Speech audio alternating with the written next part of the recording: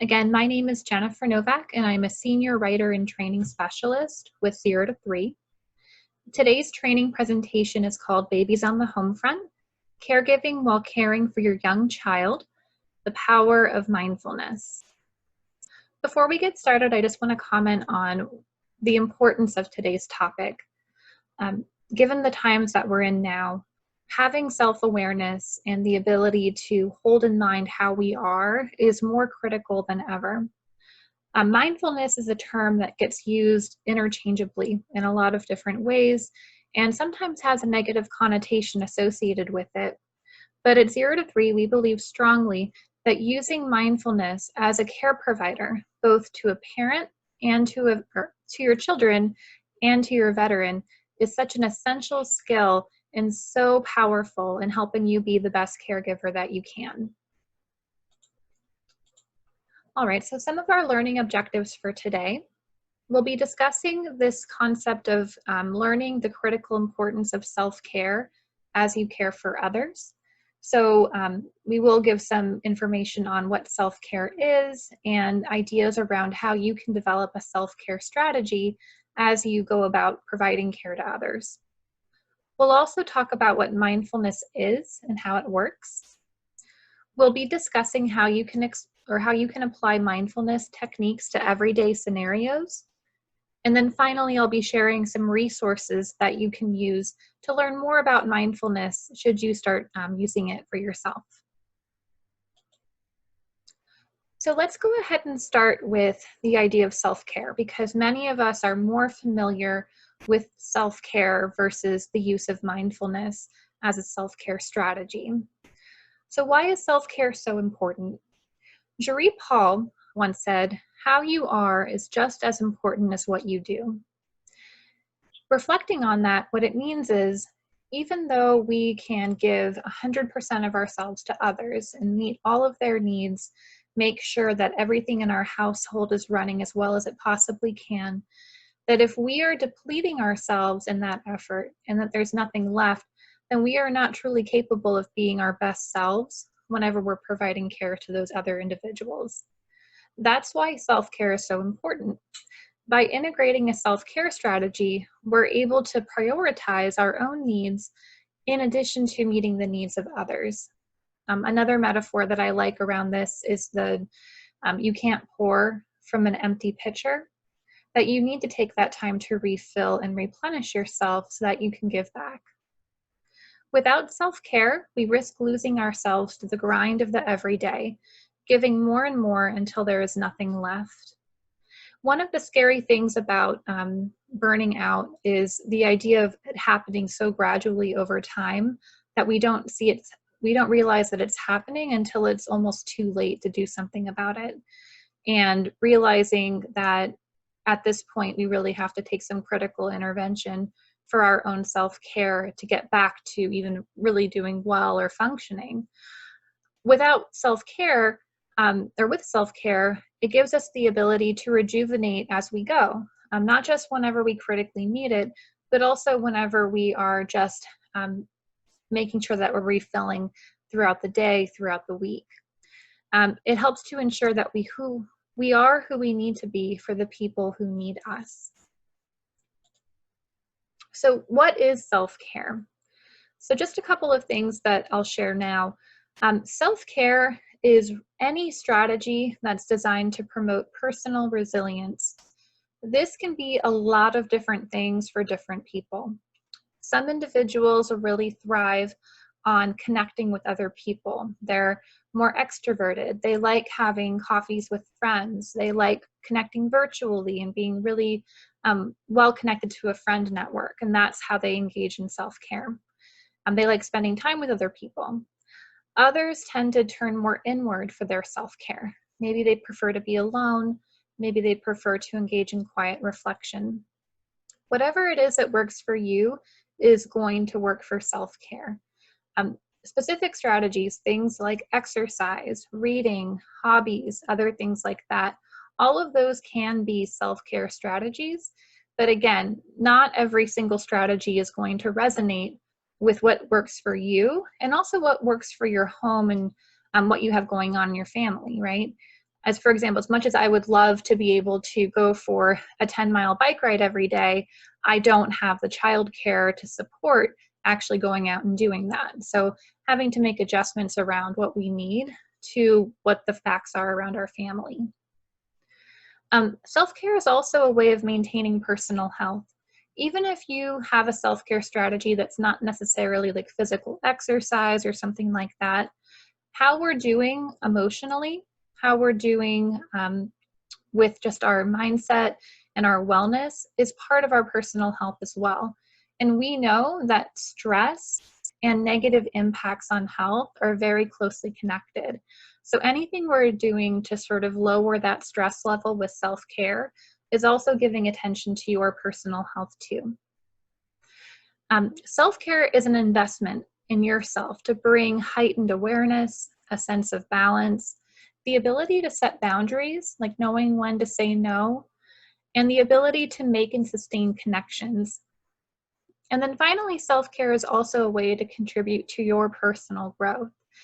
It doesn't mean that we're going to be, reading or investing a lot of time into learning new things, but as we engage in self-care, we get to know ourselves better. We get to know what we need. And that in itself is teaching us about who we are so that we can grow in that area and in others. A couple of things that self-care is not.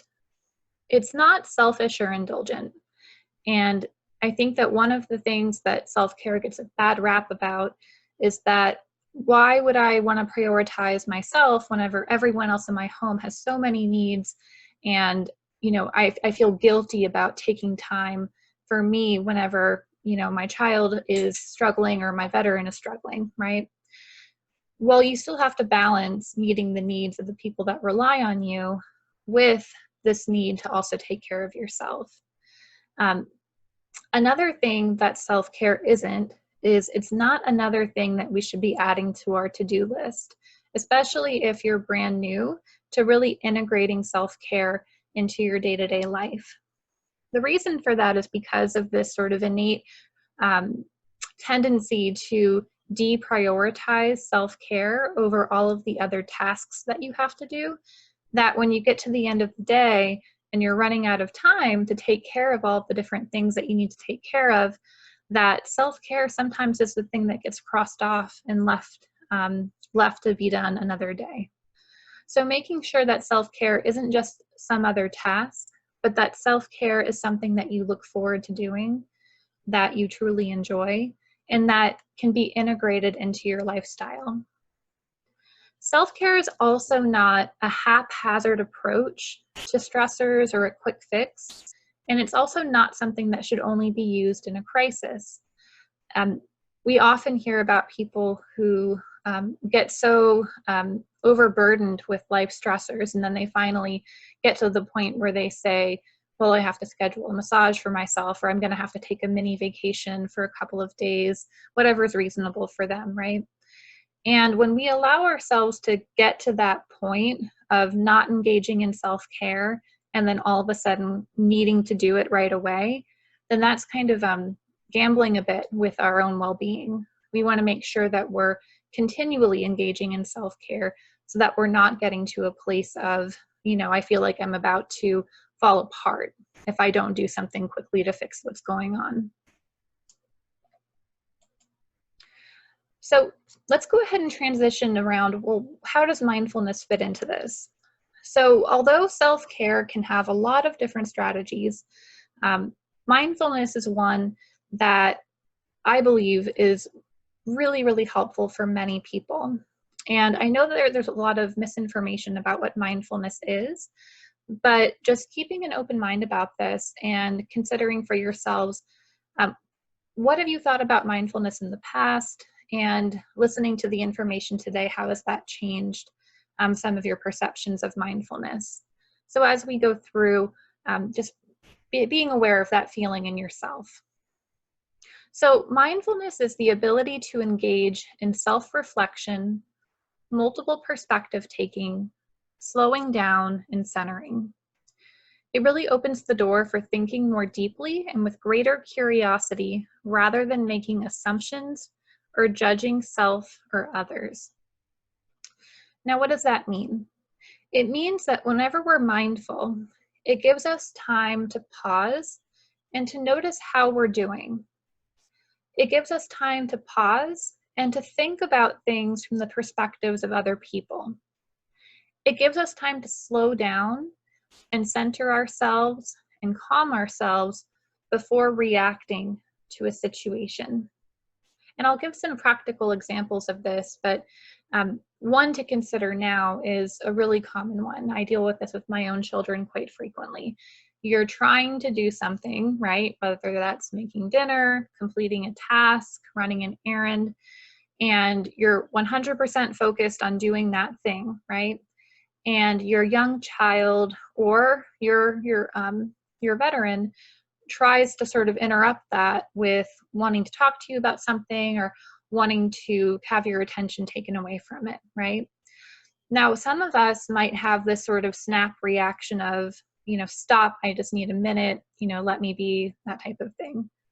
And whenever we're mindful, it gives us the capacity to be focused on the task at hand while also having an awareness around our environment. It gives us the ability to notice when someone needs our attention and to give ourselves permission to turn attention to that while being aware of how that is making us feel.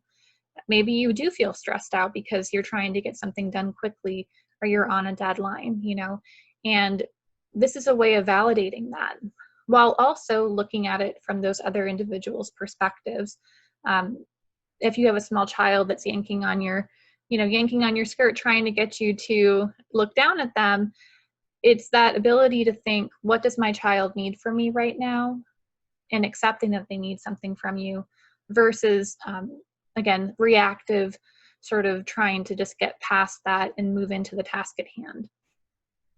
Mindfulness allows us to create space in ourselves to notice how we are, to hold our feelings and reactions without judgment, and to give pause before responding to the needs of others.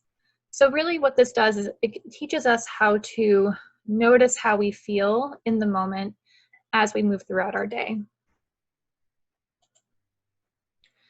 So mindfulness can include a lot of different ways of sort of building up your ability to do it, right? And a great way to sort of start thinking about mindfulness is engaging in something called centering practices. Now, this is also referred to as meditation time or mindfulness time. I like to call it centering because it gives us more of a goal for how we're approaching our time. And it has to do with focusing on ourselves, focusing on shutting out things that might be distracting us, and really focusing on our breath so that we're able to notice how we are and to calm ourselves. As you're listening, I'm going to go ahead and read through a brief centering practice. This will just take a couple of minutes. And what I'd like for you to do is to pause wherever you are. If possible, go ahead and take a seated position. And if you're able to, go ahead and close your eyes or lower your gaze so that it's softened on whatever's in front of you. Go ahead and take a moment to settle in.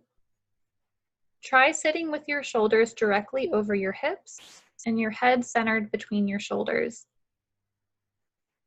Begin to notice your own breathing, gently inhaling and exhaling. Allow yourself to breathe freely, the breath simply coming in and out, going in and out on its own. Notice if there is anything you are holding onto from today. Interactions at home, rushing to get things ready so that you could participate today, anything that might be distracting you. Mentally check to see if there are any areas of tension in your body. And that could be tension in your neck, your shoulders, your back, and just holding and noticing where those are. On your next exhalation, see if you can consciously let any tension go for now. Know that you can come back to anything important later. Use the sensation of exhaling to put aside what you don't need right now. Allow the natural release and calming that happens on exhalation to settle your mind and body. All right, with that, just take a moment to notice how your body feels. And go ahead and take one more deep breath in and one more breath out. Okay, let's go ahead and return to the training content. You can go ahead and open your eyes. As you return, consider for yourself what it felt like to try to push out distractions or things that might be things that you're holding on to right now. When we first start engaging in mindfulness practice, it's very normal to have that feel difficult or to have that feel unnatural. We as human beings are not programmed to really sit and be still and focus on the present moment. We're programmed to react, right? And this used to be a really great thing about us. But what's happening now is that whenever we're so reactive all of the time, when we don't need to be, that it can cause undue stress and undue pressure. Mindfulness starts getting us out of that bad habit of reactivity and allows us again to focus again on pausing and getting ourselves centered. So some of the different components of mindfulness include that it's intentional, that it's around us, that it's inside of us, and it's really about what we see and how we are in the moment. It means that we're paying attention in a particular way, on purpose, in the present moment, non-judgmentally. There's lots of other ways to practice mindfulness. Using a centering practice or breathing or a meditation is just one example. Other ways to sort of engage in mindfulness where you're really focused on the present moment can include going for a run and allowing yourself to focus on the breath and how your body's feeling. It might mean really getting engaged with a hobby that you find comforting and soothing and being able to give 100% of your attention to that activity. Even if you feel like you don't have time for even a few minutes of doing this at the beginning or the end of the day, another one that I love is mindful eating. Really taking the time whenever you're having a meal, or even if you're just sipping on coffee in the morning, to spend a few moments really just focusing on what that sensation of eating or drinking is. What does it taste like? What does it smell like? How does it feel temperature-wise? Is it good or not? You know, sometimes I find that when we engage in mindful eating, we realize we don't really like some of the stuff that we've been eating a lot of. But it means just taking that time to be present with whatever activity that we're currently doing. There are lots of benefits of mindfulness, and I'll read through several of these to give everyone a sense of why we really feel like this is so important. First, it helps us to see and understand our experiences. Whenever we're kind of going about the grind of our day-to-day, whenever we're going with the flow, reacting as we need to, without engaging in reflection, it makes us really part of the machine of our daily life.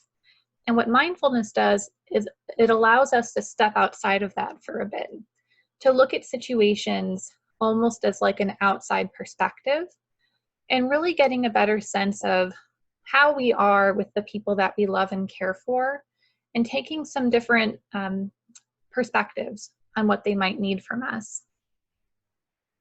Mindfulness also allows us to stay present without becoming overly reactive or overwhelmed. So whenever we have a situation where we have a young child or we have someone we provide care for who is very demanding and needs lots of our attention, mindfulness can equip us with the ability to really stay engaged with that person without becoming frustrated or burnt out as quickly. It also improves our ability to respond thoughtfully, regardless of what's going on around us. So really increasing our compassion and our empathy.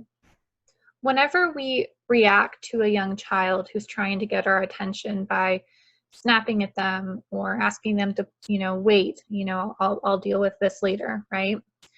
Um, we really risk some changing some of those child's emotions, right? Maybe they were really excited to show you a drawing they had made of you.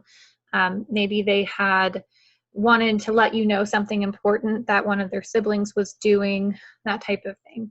And whenever we sort of react before we think responsively about what that child needs, then it's possible that we're sort of undercutting them in those moments. And whenever we engage in mindfulness, it gives us more ability to be compassionate, to be empathetic, to look at things through our child's eyes or through our veteran's eyes.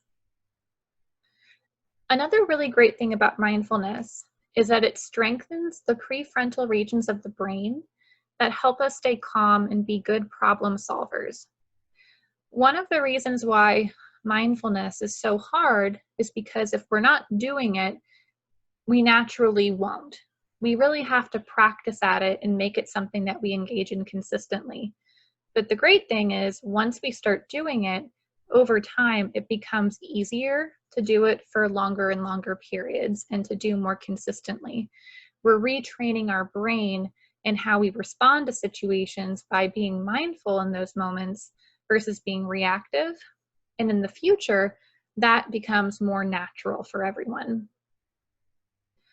Parents are better able to be responsive to their children, and it also allows us the ability to manage our own stress, which can reduce stress for the entire household and create a more supportive environment for everyone in the home, including parents and children. I'm sure that you've had this experience, especially with current circumstances and being sort of in the home together with not a lot of opportunity to leave right now, and having anxiety or tension almost be contagious from one family member to another. So if somebody wakes up and they're having a rough day and they start acting out, or they start getting reactive, then other people in the home start feeling that, and they in turn start becoming reactive. They feel that tension. But just as stress can spread, so can calm. If you're able to take ownership over how you maintain calm, then you're more likely to be able to spread that into your home environment as well. One of the most helpful things that you can keep in mind as you start engaging in mindfulness practice is starting with what your triggers are. Triggers are really any situation that'll get you revved up and reactive, both as a caregiver to a veteran and as a caregiver to a small child. Whenever you know that you're going to be in a situation where there are a lot of triggers, I know for myself, long car rides, especially with my 3 children who often are sitting near each other, those tend to be really stressful. There's a lot of arguing, a lot of shouting. Even whenever they're getting along, it can be really overwhelming at times. So I know for me, being in the car for longer than an hour with all 3 of them is likely going to be a trigger. So how do I prepare myself for those environments, or prepare myself for those moments when I might have a trigger? One is to make sure that I'm taking a moment to stop, breathe, think, and practice self-control. That I've mentally prepared myself for how I am going to respond whenever I would normally be reactive. Whenever you're thinking about what you know about your child or your veteran, also holding in mind what they're trying to tell you with their behavior and what they need from you in order to cope better with different situations. So just like you have triggers, so does your veteran, and so does your child. And holding in mind that whenever they engage in a behavior that is, anxiety provoking, or if your child's not listening to you, what does that behavior say about what they need from you? What is it about that behavior that speaks to some unmet emotional need or some other need that they might have? And when we start wondering about what the needs are versus reacting to the behavior, then it increases our compassion and our empathy as well. And that's really what it means to be responsive versus reactive. So in our last few minutes, I'm going to cover just a couple of more concrete strategies and then some case scenarios for applying mindfulness in our own lives. So one of the things that we can hold in mind, and this is a really simple 4-step process, is using mindfulness as a daily intervention with a strategy called pause, notice, breathe, respond. And what that means is anytime we find ourselves either about to become reactive, that we follow that pause, notice, breathe, respond pattern in order to make sure that we're meeting the needs of whoever's involved. So I'll give an example of how we can use this with a young child. And this strategy also can help promote their self-regulation as well. In this case example, we're going to pretend that you have a 15-month-old son. So your 15-month-old son has become more and more independent and often asserts that he wants to do things all by himself, shouting no whenever a caregiver tries to help him. He practices this independence when playing with toys, feeding himself, and even taking off his own clothes at bath time. While you are proud of these new milestones, it's become more frustrating when you try to help him when he needs it, especially when he continues to refuse. In this case scenario, at dinner, you make soup for the family and your son is once again insisting on feeding himself. He's growing increasingly angry as he attempts to get soup on a spoon and into his mouth. Every attempt to support him is met with a loud no. You and your veteran are both becoming frustrated. So let's think about this and how we could use this strategy of pause, notice, breathe, respond. So first here, by pausing, we're maintaining calm. We're being the calm that we wish to see in the child. So in this scenario or in similar scenarios, we would be noticing how this situation is making us feel, how it's impacting our breathing. Do we find ourselves getting tense? Do we find ourselves like getting hot in the face? What impact is it having? Help your child to notice how they're feeling as well. Making a statement about how the child might be feeling, like you seem really frustrated that you can't get that soup into your mouth, not only validates their emotional state at that time, but it also tells them that you're listening and that you notice what's going on. Both you and your child could take a break for a moment. You could breathe in order to self-regulate. And if your child's old enough, you can also encourage them to pause and breathe as well. And then this is wherever we come into the strategy of reflecting and then being responsive, right? So in situations like this, instead of becoming frustrated or telling the child, I'm going to have to do this for you, I'll have to make you something else, I'm giving the child some choices. I'm asking the child, what can you do to help them? Could you help them hold their spoon while they guide it into their mouth? Would they like to eat something else instead? Maybe they could dip bread into their soup, giving them some choices of different things that they can try whenever they've become calm and regulated. This allows them to practice independence while also allowing them to engage in self-regulation and for you to engage in regulation as well. Now, I just want to take a moment to validate that, is that going to happen all of the time? Definitely not. Mindfulness is not something that we expect people to say like, yeah, that sounds great. I'm going to change the way I communicate with my kids and I'm going to do it right away. That's not going to happen. Any new habit, any new thing that we do requires practice. And mindfulness is called a practice because it takes time and repetition until it feels natural and comfortable. So if you find yourself using that strategy and it's working sometimes and not working other times, we would encourage you to not give up, to continue to be as consistent as you can be, and also understanding that, if you're reactive occasionally, that's okay. It's about learning that skill over time.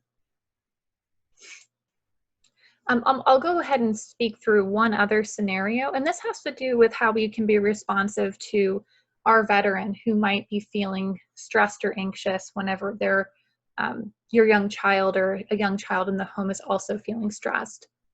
In this case scenario, your veteran has recently become or having increased symptoms of anxiety and panic. They're frequently pacing and having trouble sleeping at night.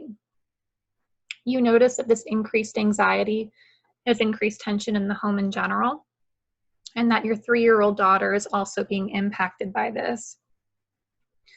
In this scenario, your daughter often worries about the veteran and asks if they have done anything wrong to make them upset. And your anxiety has gone up as well, and you find that you're having trouble falling asleep and staying asleep at night. So based on what we know so far about mindfulness, what are some ways that we could support ourselves while also supporting our veteran and our young child?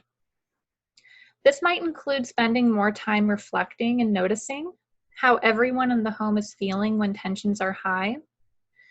So engaging in pause and reflect, but also inviting the veteran and your young child to participate in that as well. Paying close attention to the moods of everyone in the home and how they're impacted by one another. And for yourself, taking the time to notice when you're having trouble sleeping and really thinking carefully and with a mindful mindset of, how am I feeling in this moment? What do I need to calm? What do I need to center? And then finally, encouraging the veteran to practice some of the mindfulness concepts that we've learned so that they can support their own healing as well.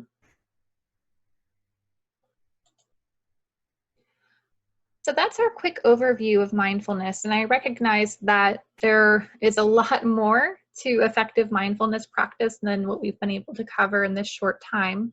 So I do want to share with you some additional resources that are available on mindfulness. So 0 to 3, the organization that I work for, has lots and lots of resources on mindfulness in early childhood. If you navigate to the 0 to 3 website and type in mindfulness in the search bar, there are plenty of resources and things that you can read or that you can share with others around this concept and how it applies to parenting young children.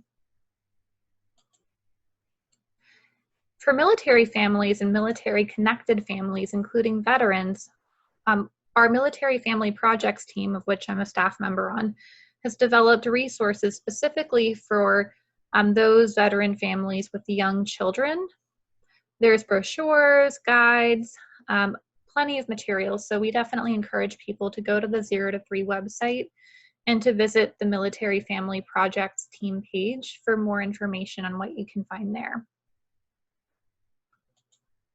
Another fantastic resource we have at 0 to 3 is something called Babies on the Homefront. This is an app that was funded by USAA, and the app is available for free in both English and Spanish from iTunes and Google Play. The app provides tons of articles and information for military-connected families with young children. There are articles that are specific to mindfulness as well. And on top of that, other things like supporting young children's development, talking to young children, activities, and also self-care. We also have a Facebook group called Babies on the Homefront Caregivers Group. If you request to join, we tend to approve those right away. And that's a space for military-connected families and veteran families and the professionals that serve them to receive resources and information on different things that come up, reminders around some of the relevant articles within the app, and then other resources that we're able to share. Some of the articles related to mindfulness in the app, they're found in the tips and strategies section. And again, just sort of perusing that, you'll find lots of different things in there that integrate strategies for helping your young child and also using mindfulness as part of that. All right, one last comment. Military-connected families are remarkably resilient. Each brings their own unique perspective and history. We know that every one of you has a very different set of experiences, both in the past and now, And I just want to thank you so much for all of the support that you give to your veterans and to your young children.